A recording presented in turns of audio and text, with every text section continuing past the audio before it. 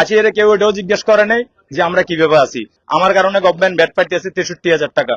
তো 63,000 টাকার জন্য আমি একটা ড্রাইভার আবার আরেকটা গাড়ি লোড করে এখন কুমিল্লা যাব, সন্দীপের 5 থেকে 6 লক্ষ টাকার আলু নিয়ে যাব।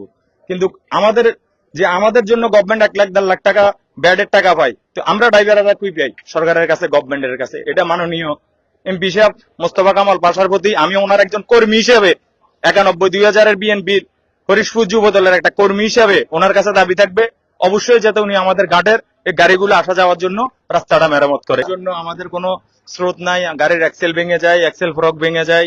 এই যে কিছুক্ষণ আগে একটা গাড়ি নষ্ট হয়েছে, কারণ পর্যায়ক্রমে যদি কমিটি, ঘাট কর্তৃপক্ষ, থানা প্রশাসক এবং মাননীয় এমপি সাহেব মোস্তফা কামাল পাশার প্রতি আমাদের একটা দাবি থাকবে অবশ্যই যেহেতু আমাদের গাড়ির লেনগুলো করে।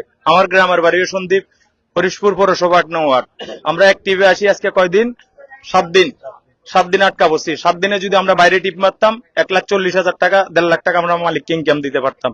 সেই জায়গায় আমরা ভোগান্তি নাই। আমাদের একটা থাকার জায়গা, একটা ড্রাইভার একটা খাওয়া দাওয়া করবে, গোসল করবে, লবণ পানি দিয়ে গোসল করতে হয়।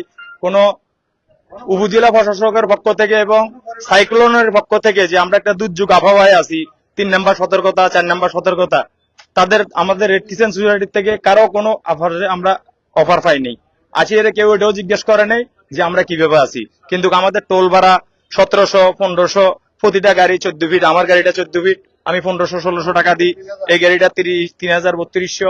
তো আমাদের কারণে গভর্নমেন্ট, আমরা 6 লাখ টাকার মাল নিয়ে সন্দীপ আসি, অক্সিজেন, পুষ্টি, এই প্রাণ, এনার্জি। তো 6 লাখ টাকার মাল নিয়ে যদি আমি একজন ড্রাইভার সন্দীপে আসি, আমার কারণে গভর্নমেন্ট ব্যাট পাইতেছে 63,000 টাকা। তো 63,000 টাকার জন্য আমি একটা ড্রাইভার আবার আরেকটা গাড়ি লোড করে এখন কুমিল্লা যাব, সন্দীপের 5 থেকে 6 লক্ষ টাকার আলু নিয়ে যাব।